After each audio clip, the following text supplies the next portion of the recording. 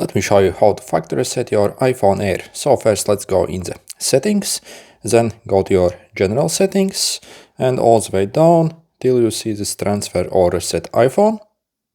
And then if you click reset over here, you can, for example, like reset individual settings, but this actually won't like factory reset your phone. So if you want factory reset it, so click erase all content and settings over here. Then you'll see what it will actually delete. So it will delete all the apps, all your data you have on your phone, including your pictures and videos as well. Also to remove the Apple account from this device and also remove the eSIM. So if you want to do this, click continue over here and then select basically from these two options. So if you want to basically keep your eSIM or not. So if you want to completely wipe everything, for example, you're selling this or returning, so click the later one. And basically once you click, everything will get wiped from your phone and it will be essentially a brand new phone. Good luck!